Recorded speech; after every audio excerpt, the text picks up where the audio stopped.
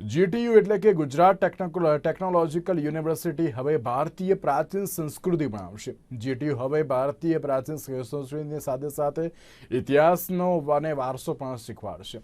GTU દ્વારા નવા 20 course પણ શરૂ કરવામાં આવ્યા છે, ત્યારે જીટીયુ અને પૂનાના ભીષ્મ ઇન્ડિક ફાઉન્ડેશનના સંયુક્ત ઉપક્રમે આ કોર્સ ભણાવવામાં આવશે। ત્યારે વેદો, વાસ્તુકળા અને પ્રાચીન સંગીત, નૃત્ય અને નાટક તેમજ ચિત્રકળાના કોર્સ પણ ભણાવવામાં આવશે। પુરાણો, કૌટિલ્યની રાજનીતિ તેમજ અર્થશાસ્ત્રના કોર્સ પણ શરૂ કરવામાં આવ્યા છે। તો આ સાથે જ અમારા અમદાવાદના સંવાદદાતા દીપક મકવાણાએ અમદાવાદવાસીઓની પ્રતિક્રિયા મેળવી હતી। તો આ જોઈએ શું કહી રહ્યા છે અમદાવાદવાસીઓ।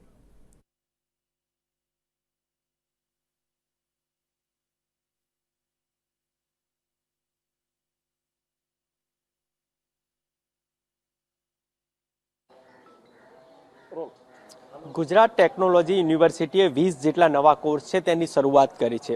મહત્વની બાબત છે કે 12 એવા કોર્સ છે જે ઐતિહાસિક વારસો છે, ઐતિહાસિક સંસ્કૃતિ છે તેને જાળવતા આ 12 કોર્સો છે। ત્યારે આ 12 કોર્સને લઈને વિદ્યાર્થીઓ છે, સંસ્કૃતિને જે માન આપતા લોકો છે તેમજ લોકો માટે કેટલું આ ઉપયોગી છે તેની સીધી જ રીતે વાત આપણે ડોક્ટર ચિંતન છે તેઓની સાથે વાત કરીશું। મહાવિદ્યાલય છે તેના અધ્યાપક તેઓ રહ્યા છે અને સીધી જ રીતે આપણે તેઓની સાથે વાત કરીશું કે તેઓ શું કહેવા માંગે છે। સીધી જ રીતે આપણે તેઓની સાથે જોડાઈશું।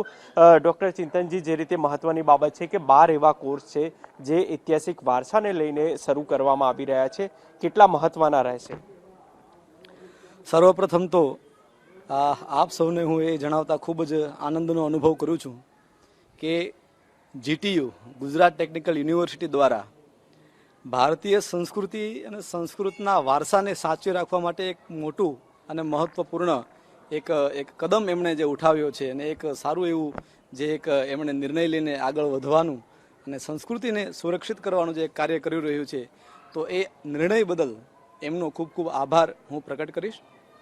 શ્રી ભાગવત વિદ્યાપીઠ સોલા, શ્રી વર્તંતુ સંસ્કૃત મહાવિદ્યાલયમાં હું ડૉક્ટર ચિંતનકુમાર દવે અધ્યાપક તરીકે કાર્ય કરી રહ્યો છું અત્યારે।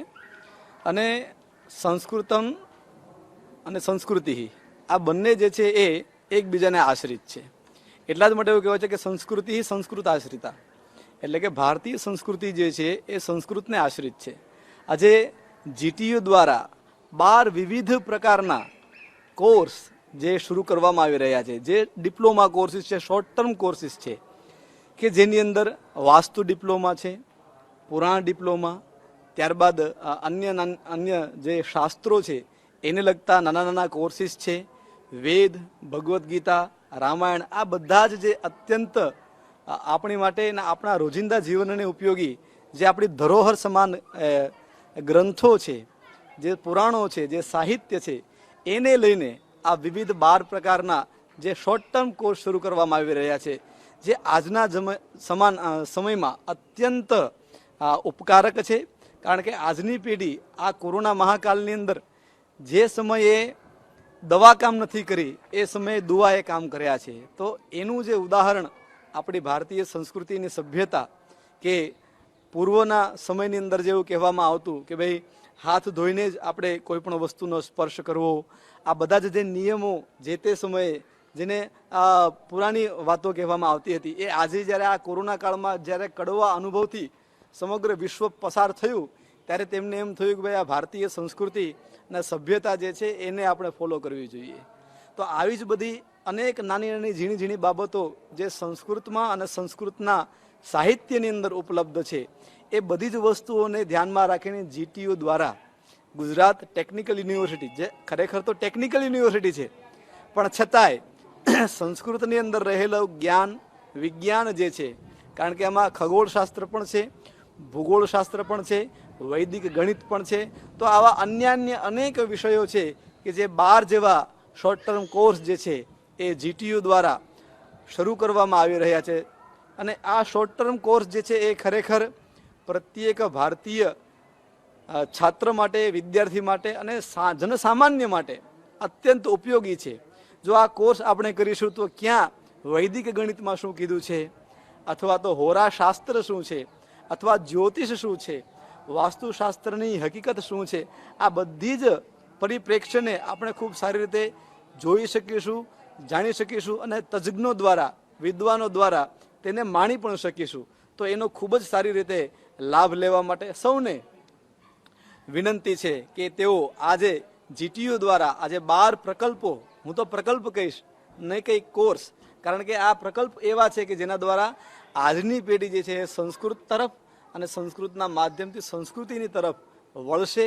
અને મને દૃઢ વિશ્વાસ છે કે આજે 12 ડિપ્લોમાના જે courses, short term courses GTU દ્વારા શરૂ કરવામાં આવ્યા છે, ચાહે એ પુરાણનું હોય, ચાહે એ વૈદિક સાહિત્યનું હોય, વૈદિક મેથ્સનું હોય, કે પછી ડિપ્લોમા વાસ્તુનું હોય, કે પછી યોગનું હોય, પણ એના દ્વારા આજની પેઢીને સંપૂર્ણપણે લાભ મળશે.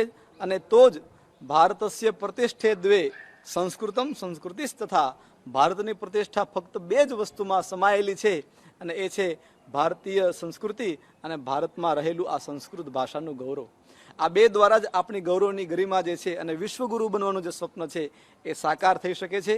એટલા માટે હું તો એવું જ ઈચ્છીશ કે જીટીયુ દ્વારા જે આ પહેલ કરવામાં આવી, જે આ સુંદર મજાનો પ્રકલ્પ શરૂ કરવામાં આવી રહ્યો છે, તેમાં પ્રત્યેક વિદ્યાર્થી જે છે એ પણ જોડાય અને સંસ્કૃત અનુરાગી જે છે એ પણ આમાં અવશ્ય જોડાય.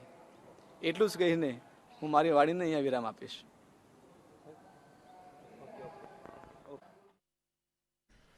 એક બાજુ જે રીતે ભારતીય સંસ્કૃતિ અને સભ્યતા અને ઉપનિષદોનું અધ્યયનનું જ્ઞાન જે ભણાવવાની વાત કરવામાં આવી રહી છે, કારણ કે પ્રાચીન પરંપરા અને સંસ્કૃતિ, ધર્મ અને સંપ્રદાય, પ્રાચીન વિજ્ઞાન, તંત્ર જ્ઞાનના કોર્સ પણ ભણાવવામાં આવશે. તો હવે આ કોર્સથી કેવા પ્રકારનો ફાયદો થશે?